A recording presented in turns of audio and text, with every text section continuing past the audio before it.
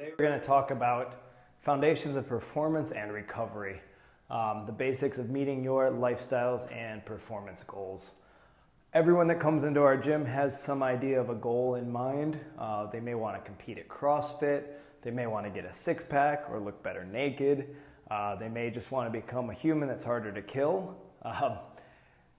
Basically, all those things come from a foundation of what we're going to talk about here. The things that don't really matter, things like nutrient timing, even like sets and reps, it's important, but it's not as important as this stuff. All right. So first thing, let's talk about exercise. You want to exercise daily, you want to move daily. We're humans, we're built to move. Sitting at a desk all day, typing in a computer, not really moving, not walking, not running, not playing, isn't how we're built to go. We really need to move. So what that can look like, it could be CrossFit. If you're going to do a workout every day, go for it. Maybe not 7 days a week, but that can be something good to do. You can get 10K steps if you wear something like a Fitbit or an Apple Watch.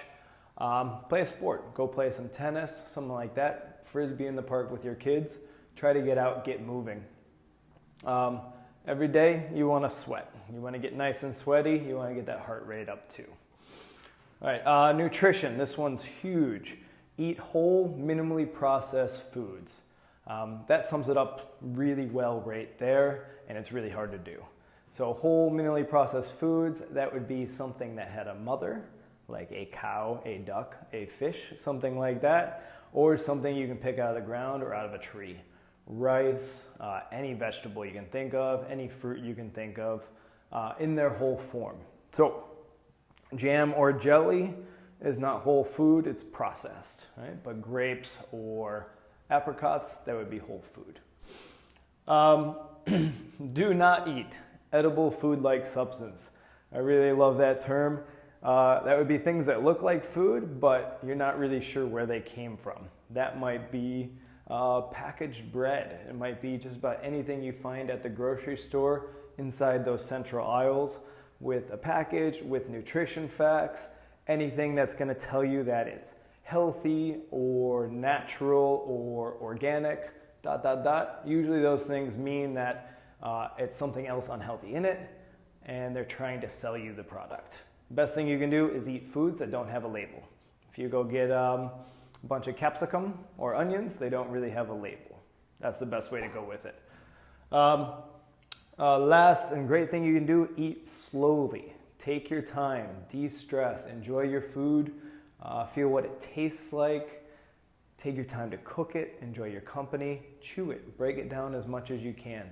The more you can break it down with your mouth, the less your digestive system will have to do. Hydration.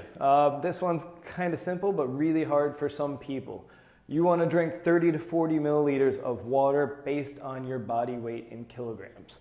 So if you're 100 kilograms, you're going to do 3 to 4 liters per day. If you're 80 kilograms, you're going to do 2.4 to 3.2 liters per day. 60 kilograms, 1.8 to 2.4. That's pretty simple. Try to drink water. That's the clear stuff.